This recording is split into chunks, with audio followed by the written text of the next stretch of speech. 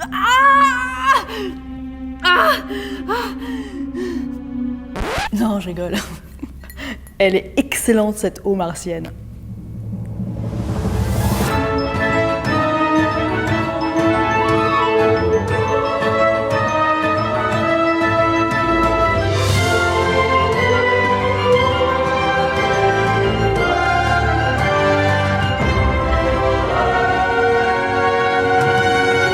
Alors, contrairement aux idées reçues, il y a quand même de l'eau à la surface de Mars, mais de l'eau sous forme solide, notamment dans la calotte polaire nord. Puis il y a une autre voie encore, on peut trouver de l'eau dans les cailloux, dans les filons de gypse qu'on trouve à la surface de Mars, par exemple. Si on chauffe le gypse à 120 degrés, l'eau qui est piégée dans le réseau cristallin va s'évaporer, va s'échapper. 1 kg de gypse, 200 grammes d'eau. C'est pas mal, non ?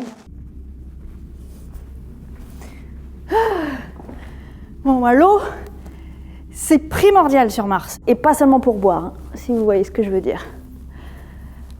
Normalement, dans les programmes spatiaux, les mini-usines sont envoyées en amont pour fabriquer du carburant, pour que les marsonautes puissent repartir sur Terre après leur mission, évidemment. Sauf que ici, c'est chez moi. Je suis sur Mars, c'est ma planète, donc je reste. Et de toute façon, ma mini-usine à moi, elle fabrique de l'eau et des pâtisseries, donc pas de carburant, pas de départ. Comment ça, elle repart pas ? Bon, faut pas se mentir, on n'aura jamais autant d'eau que dans le film Robinson Crusoe sur Mars.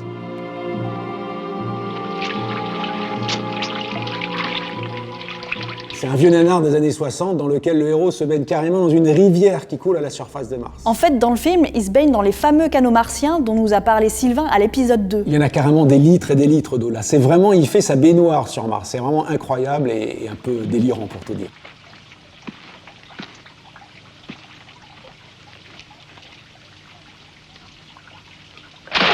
Mais comptez pas sur moi pour aller me baigner comme Robinson dans le film, hein.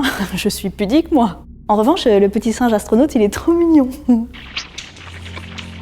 La réaction de Sabatier.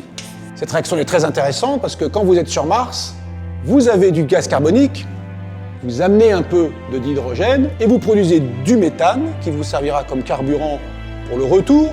Et vous avez de l'eau que vous pouvez aussi électrolyser, c'est-à-dire transformer cette eau en dihydrogène plus dioxygène. Le dioxygène, vous le respirez, et le dihydrogène, vous le recyclez et vous l'envoyez dans la réaction de Sabatier. Chère Florence, je ne peux pas décemment te laisser polluer ma planète. Tu sais que je suis là. Tu le sens. Mars n'est pas à toi!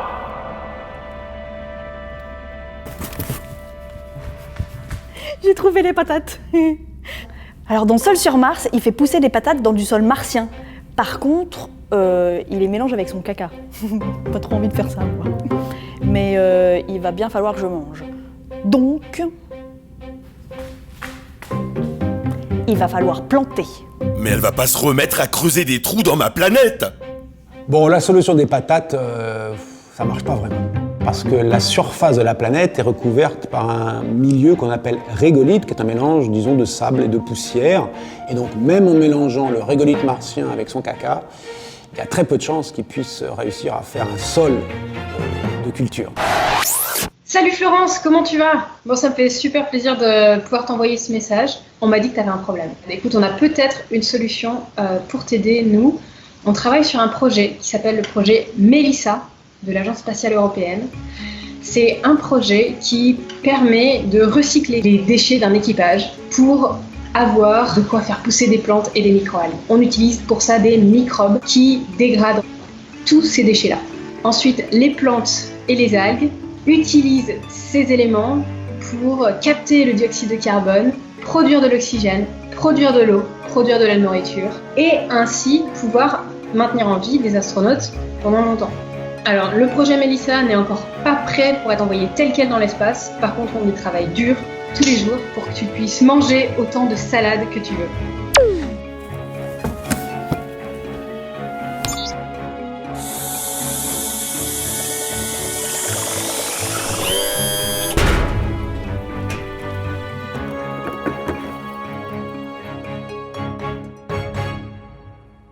Une autre idée issue de la science-fiction, ce serait de modifier les conditions climatiques qui prévalent à la surface de la planète Mars pour les rendre compatibles avec la vie humaine.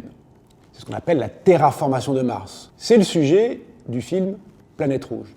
Bon, là, évidemment, c'est très invasif. Il s'agit d'augmenter la température moyenne de la surface de Mars de 60 degrés, d'épaissir son atmosphère et de modifier sa composition chimique.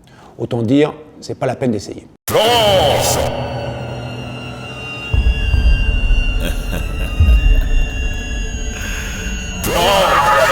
Florence! Florence! Florence! Y a quelqu'un? Tu croyais terraformer ma planète? Laissez-moi tranquille. Je suis Phobos, et cette planète m'appartient. Phobos? Il y a Phobos qui me...